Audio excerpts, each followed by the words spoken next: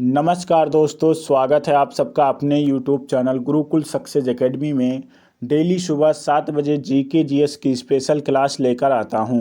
Class start करने से पहले आप लोगों को यह बता दूं कि यह class SSC, MTS, CHSL, CGL और Bihar police, Delhi police, UP police इन सभी एग्ज़ामों के लिए बहुत ही महत्वपूर्ण साबित होगी। इसीलिए वीडियो अंत तक ज़रूर देखना। क्लास स्टार्ट करते हैं। गुप्त काल के दौरान निम्नलिखित में से कौन सा सिक्का चांदी में जारी किया गया था? रूपक सिक्का। ऑप्शन नंबर सी इसका सही आंसर होगा। रूपक सिक्का को चांदी में जारी किया गया था गुप्त काल के दौरान। अगला प्रश्न है, लूसीफेर किस ग्रह का अन्य नाम है? तो लूसीफेर जो है वो शुक्र ग्रह का अन्य नाम है। ऑप्शन नंबर सी इसका सही आंसर होगा। जिसका भी आंसर ऑप्शन नंबर सी है बिल्कुल सही आंसर है। अगला प्रश्न है, निम्नलिखित में से अवध का अंतिम नवाब कौन था? Wajid Ali Shah. Option number C इसका सही आंसर होगा। अवध का अंतिम नवाब वाजिद अली शाह था। आगे बढ़ते और अगला प्रश्न है, पृथ्वी की भूप्रपटी के प्रत्येक टुकड़े को क्या कहते हैं? पृथ्वी की भूप्रपटी के प्रत्येक टुकड़े को प्लेट कहते हैं। ऑप्शन नंबर 20 का सही आंसर होगा। प्लेट कहते हैं। दोस्तों, आप लोग भी अपना स्कोर कमेंट बॉक्स में ज़रूर बताना। आगे बढ़ते और अगला प्रश्न है, मृदा में मौजूद कार्बनिक पदार्थ को सामूहिक रूप से क्या कहा जाता है? खाद मिट्टी। ऑप्शन नंबर सी इसका सही आंसर होगा। सामूहिक रूप से खाद मिट्टी कहा जाता है। आगे बढ़ते और अगला प्रश्न है, तैमूर लंग ने किस वर्ष भारत पर आक्रमण किया था? 1398 में। ऑप्शन नंबर बी इसका सही आंसर होगा। तैमूर लंग ने भारत पर 1398 में आक्रमण किया था। आगे बढ़ते और अगला प्रश्न है, सागरमाथा किसका नेपाली नाम है? माउंट एवरेस्ट का। ऑप्शन नंबर ए इसका सही आंसर होगा। माउंट एवरेस्ट को नेपाल में सागरमाथा कहते हैं। चीन में क्या कहते हैं कमेंट बॉक्स में आप लोग ज़रूर बताना। अगला प्रश्न है, निम्नलिखित में से कौन सुशासन की व्यवस्था नहीं है? लाल फीताशाही। ऑप्शन नंबर सी इसका सही आंसर होगा। लाल फीताशाही सुशासन व्यवस्था का नहीं है। अगला प्रश्न है, भारत में फ्रांसीसी उपनिवेश की राजधानी क्या थी? भारत में फ्रांसीसी उपनिवेश की राजधानी पौंडीचेरी थी। ऑप्शन नंबर 20 का सही आंसर होगा।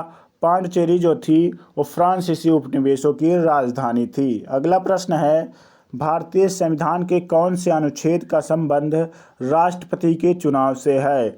अनुच्छेद 54 का संबंध राष्ट्रपति के चुनाव से है। ऑप्शन नंबर डी इसका सही आंसर होगा।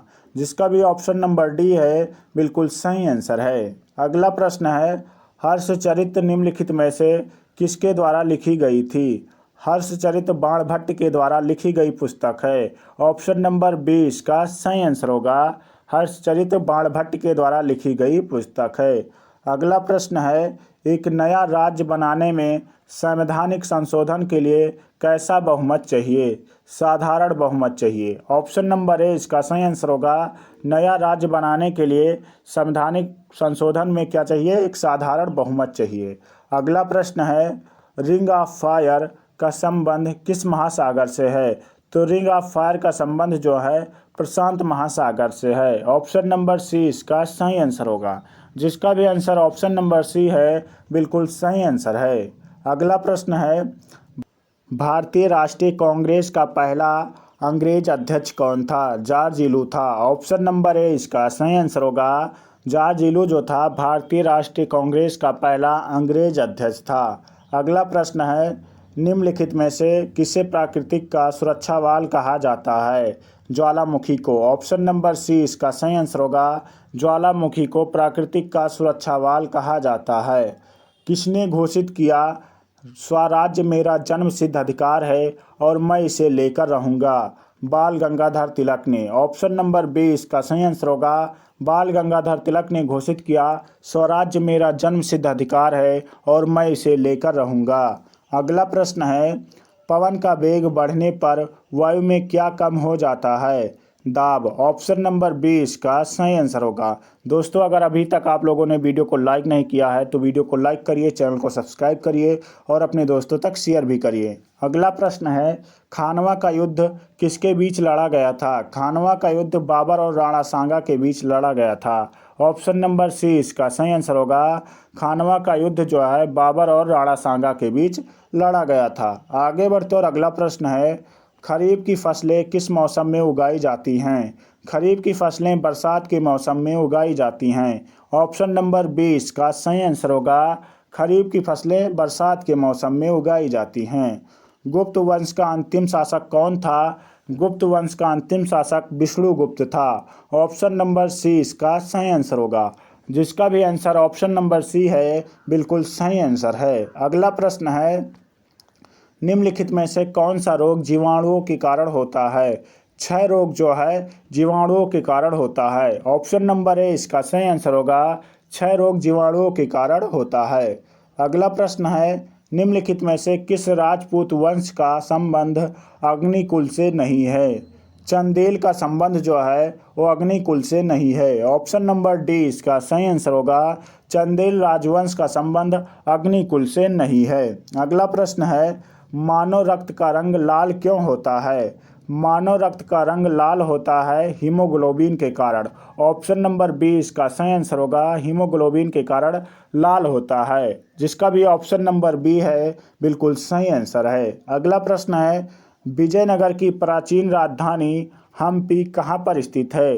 कर्नाटक राज्य में स्थित है। ऑप्शन नंबर सी इसका सही आंसर होगा। दोस्तों, अगर आप लोग डेली इसी प्रकार से क्लासेस लेते रहेंगे तो आप लोगों को किसी भी एग्जाम में जीके जीएस में कहीं पर भी दिक्कत नहीं होगी। अगला प्रश्न है, मधुमक्खी के कितनी आंखें होती हैं? मधुमक्खी के 5 आंखें होती हैं। ऑप्शन नंबर डी इसका सही आंसर होगा। मधुमक्खी के कितनी आंखें होती हैं? 5। अगला प्रश्न है, निम्नलिखित में से कौन सी गुफा महाराष्ट्र में स्थित है? एलोरा की गुफा जो है वो महाराष्ट्र में स्थित है। ऑप्शन नंबर सी इसका सही आंसर होगा।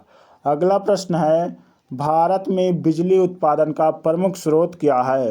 भारत में बिजली उत्पादन का प्रमुख स्रोत कोयला है। ऑप्शन नंबर ए इसका सही आंसर होगा।